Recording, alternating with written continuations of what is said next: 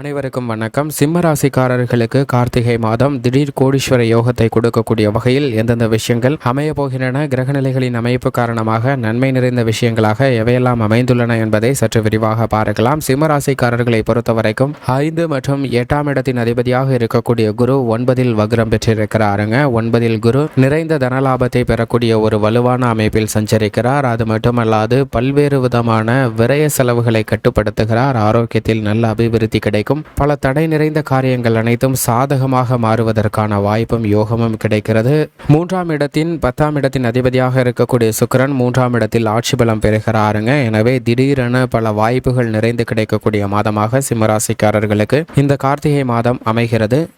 திடீர் கோடீஸ்வர யோகம் கிடைக்கக்கூடிய வகையில் இந்த கார்த்திகை மாதத்தில் பல கிரகநிலைகள் சாதகமாக சஞ்சரிப்பது பல்வேறு வகையில் நல்ல பொருளாதார ரீதியான முன்னேற்றத்தை ஏற்படுத்தி கொடுக்கக்கூடிய ஒரு அமைப்பாக பார்க்கப்படுகிறது. அதிலும் குறிப்பாக நீங்கள் ஒரு காரியத்திற்காக செல்லும் போது அதில் எதிர்பாராத நிரந்தர வருமானம் கிடைக்கக்கூடிய வகையில் பொருளாதார ரீதியாக முன்னேற்றத்தை வலுப்படுத்தக்கூடிய வகையில் நல்ல பல நன்மைகள் நிறைந்து கிடைக்கப் போகின்றன என்பதை இந்த கார்த்திகை மாதம் உறுதிப்படுத்துகிறது. எனவேதான் திடீர் கோடீஸ்வர யோகம் கிடைப்பதற்கான வாய்ப்பும் யோகமும் நிறைந்த ஒரு தருணமாக பார்க்கப்படுகிறது. இந்த மாதத்தில் வலுவாக 3 கிரக நிலைகள் முழு ஆட்சி பலம் பெற்று சஞ்சரிக்கின்றன. மாதத்தின் துவக்கத்திலேயே சனி தனது சொந்த ராசியான மகர ராசியில் ஆட்சி பலம் பெற்று சஞ்சரிக்கிறாருங்க.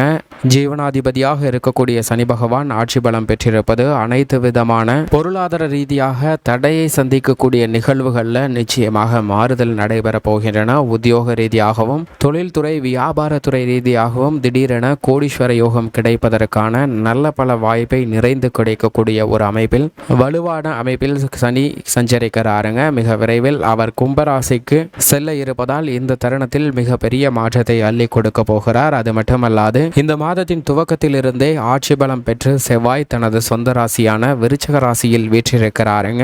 பூமிக்காரகரான செவ்வாய் ஆட்சி பலம் பெறுவது பல்வேறு விதமான புதிய அசையா சொத்துக்கள் வாங்குவதற்கான யோகமும் மங்களகரமான பல நிகழ்வுகள் இல்லத்தில் நடைபெறுவதற்கான வாய்ப்பும் யோகமும் நிறைந்து கிட்டக்கூடிய ஒரு தருணமாக பார்க்கப்படுகிறது. அது மட்டுமல்லாது நீச்ச நிலையில் சஞ்சரித்த சுக்கிரனும் இந்த கார்த்திகை மாதம் 14ஆம் தேதிக்கு பிறகு, அதாவது 30/11/2023க்கு பிறகு துலாம் ராசியில் தனது சொந்த ராசியில் ஆட்சி பலம் பெறுகிறாருங்க. சுகங்களை அள்ளித்தரக்கூடிய தன்னிகரற்ற கிரகமாக செயல்படக்கூடிய சுக்கிரன் மிக வலுவாக ஆட்சி பலம் பெறுவது பல்வேறு விதமான காரிய தடைகள் தவிடுபடி ஆகிறது. பொருளாதார ரீதியாக வலுவான நிலையை அடைவதற்கான வாய்ப்பும் யோகமும் நிறைந்து கிடைக்கிறது. நவ கிரகங்களிலே திடீர் யோகத்தையும் அதிர்ஷ்டத்தையும் அள்ளி தரக்கூடிய மிக முக்கியமான கிரகமாக பார்க்கக்கூடிய கிரகமாக இருப்பவர் சுக்கிரன். அது மட்டுமல்லாது சனியும் ஆட்சி பலம் பெறுவது திடீர் கோடீஸ்வர யோகத்தை கொடுக்கக்கூடிய ஒரு அமைப்பாக பார்க்கப்படுகிறது. இந்த கார்த்திகை மாதத்தில் மேலும் கிரகநிலை மாறுதலாக பார்க்கப்படுவது புதன் தனுசு ராசிக்கு செல்கிறாருங்க. 30/11/2023 முதல், அதாவது கார்த்திகை 14ஆம் தேதி. அதற்கு பிறகு உடனடியாக சில தினங்களிலேயே கார்த்திகை 16ஆம் தேதியிலே வக்ரகதியில் திரும்புகிறாருங்க. வக்ரகதியில் திரும்பி மீண்டும் விருச்சிக ராசிக்குள் நுழைகிறார். வக்ரகதியில் புதன் சஞ்சரிப்பது பல விஷயங்கள்ல அதிரடியான மாற்றத்தை ஏற்படுத்தி கொடுக்கக்கூடிய ஒரு அமைப்பாக பார்க்கப்படுகிறது. அறிவுக்கு அதிபதியும் வித்யாக்காரருமாக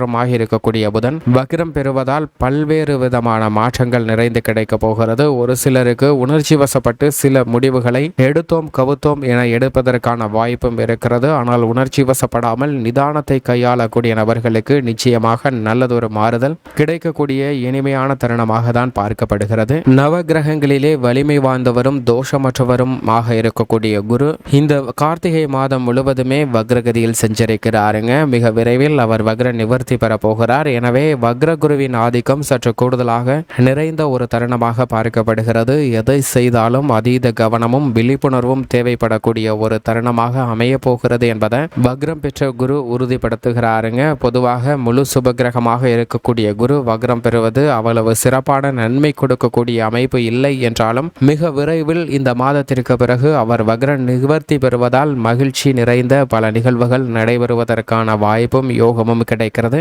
நிழல் கிரகமாக இருக்கக்கூடிய ராகுவும் கேதுவும் மனித வாழ்வில் நிஜ வாழ்வில் மிகப்பெரிய மாற்றத்தையும் தாக்கத்தையும் ஏற்படுத்தி கொடுக்கக்கூடிய சக்தி வாய்ந்த கிரகங்களாக பார்க்கப்படுகின்றன. ஏனென்றால் கிரகங்களின் மாற்றத்தையும் இயக்கத்தையும் பாதிக்கக்கூடிய அளவிற்கு சக்தி வாய்ந்த கிரகமாக பார்க்கப்படுகிறது. அதிலும் குறிப்பாக சூரிய கிரகணம், சந்திர கிரகணம் போன்றவை ராகுவின் பழிவாங்கும் நிகழ்வாக தான் அவை பார்க்கப்படுகின்றன. அப்படிப்பட்ட சக்தி வாய்ந்த ராகு கேது மிக வலுவாக சமகிரகமான குருவின் ஆட்சி வீடான மீன ராசியிலும் புதனின் ஆட்சி வீடான கன்னி ராசியில் மோட்சக்காரகரான கேது சஞ்சரிக்கிறார். இதனால் சமபலம் பெற்று சஞ்சரிக்கக்கூடிய இந்த தருணத்தில் திடீரென கோடீஸ்வர யோகம் கிடைக்கக்கூடிய வகையில் நல்ல பல புதிய வாய்ப்புகளை நிறைந்து கொடுக்க போகின்றனர். மேலும் இந்த தருணத்தில் முதன்மை கிரகமும் உஷ்ண கிரகமுமாக இருக்கக்கூடிய சூரியன் நீச்ச நிவர்த்தி பெறுகிறாருங்க. நீச்ச நிவர்த்தி பெறுவதோடு மட்டுமல்லாது விருச்சிக ராசியில் புதன், சூரியன் மற்றும் செவ்வாய் ஆகிய 3 கிரகநிலைகள் இந்த மாதம் முழுவதும் இணைந்து சஞ்சரிக்க போகின்றன.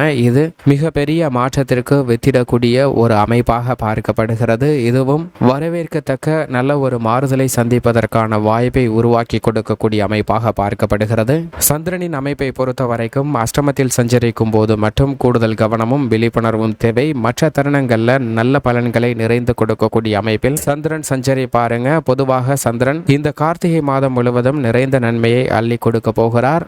இப்படி கிரகநிலைகளின் அமைப்பானது இந்த கார்த்திகை மாதத்தில் அமைந்திருக்க சிம்மராசிக்காரர்களின் குடும்ப சூழ்நிலையை பொறுத்த வரைக்கும் குரு 9ல் இருப்பது அதீத நன்மை கொடுக்கக்கூடிய ஒரு அமைப்பாக பார்க்கப்படுகிறது. அவர் வக்ரம் பெற்றிருப்பது அவ்வளவு சிறப்பான நன்மை கொடுக்கக்கூடிய அமைப்பு இல்லை என்றாலும் கூட குரு பகவான் முழு சுபகிரகமாக இருக்கிறாருங்க. அதுவும் 5 மற்றும் 8ஆம் இடத்தின் அதிபதியாக இருக்கிறார். எனவே சின்ன சின்ன தடைகள் சந்தித்தாலும் அனைத்து விதமான காரியங்களிலும் நிறைந்த தனலாபம் பெறுவதற்கான வாய்ப்பும் யோகமும் உண்டு. இந்த தருணத்தில் மிக வலுவாக சனி 6ல் இருக்கிறார். அமோகமான வளர்ச்சியை அள்ளி கொடுக்கக்கூடிய ஒரு அமைப்பில் சஞ்சரிக்கக்கூடிய சனி மற்ற கிரக நிலைகளை விட திடீர் கோடீஸ்வர யோகத்தை அள்ளி கொடுக்கக்கூடிய ஒரு அமைப்பில் சஞ்சரிக்கிறாருங்க. இந்த மாதத்திற்கு பிறகு அவர் சப்தமஸ்தானத்திற்கு மாறுகிறார். எனவே சனி அமைப்பால் உத்தியோகம், தொழில்துறை, வியாபாரத்துறையில் திடீர் கோடீஸ்வர யோகம் கிடைக்கக்கூடிய வகையில் பொருளாதார ரீதியாக முன்னேற்றத்தை பெறக்கூடிய வாய்ப்புகள் நிறைந்து கிடைக்கும். எந்த காரியத்தை எடுத்தாலும் அனைவருடைய ஆதரவும் ஒத்துழைப்பும் நிறைந்து கிடைப்பதால் உங்களுக்கு வளர்ச்சி கிடைக்கக்கூடிய ஒரு இனிமையான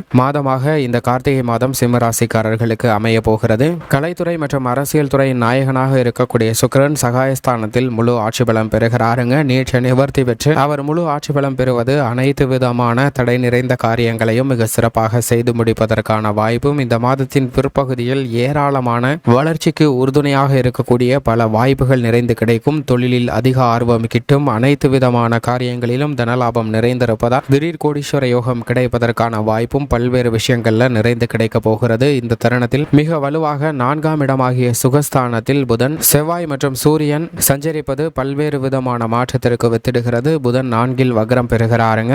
ஆரோக்கிய ஸ்தானம் என்பதால் சற்று ஆரோக்கியம் சார்ந்த விஷயங்கள்ல கூடுதல் கவனமும் விழிப்புணர்வும் தேவை. இருந்தாலும் முழு ஆட்சி பலம் பெறக்கூடிய செவ்வாயின் அமைப்பு காரணமாக புதிய நிலம் வாங்குதல் உள்ளிட்ட பல நன்மைகள் நிறைந்து கிடைக்கும். பெண்மணிகளை பொறுத்த வரைக்கும் ஆரோக்கியம் சார்ந்த விஷயங்கள்ல அதீத கவனத்துடன் இருங்க. மற்ற அனைத்து பணிகளும் நீங்கள் எதிர்பார்க்கிறபடி மனதிற்கு மகிழ்ச்சி தரக்கூடிய வகையில் சிறப்பாக அமைவதற்கான வாய்ப்பும் யோகமும் நிறைந்த ஒரு மாதமாக இந்த கார்த்திகை மாதம் அமைய போகிறது. மேலும் இந்த கார்த்திகை மாதத்தை மிக சிறந்த மாதமாக மாற்றிக்கொள்ள சிம்மராசிக்காரர்கள் வாரத்தில் ஏதேனும் ஒரு நாள் விரதம் இருந்து அருகாமையில் உள்ள விநாயகர் ஆலயம் சென்று வழிபாடு செய்யுங்கள். அது மட்டுமல்லாது கார்த்திகை மாதம் முழுவதும் இல்லத்தில் தீபமேற்றி வழிபாடு செய்யுங்கள். நிறைந்த நன்மையும் முன்னேற்றமும் சிம்மராசிக்காரர்களுக்கு கிடைக்கும் என்பதில் சந்தேகமே இல்லை.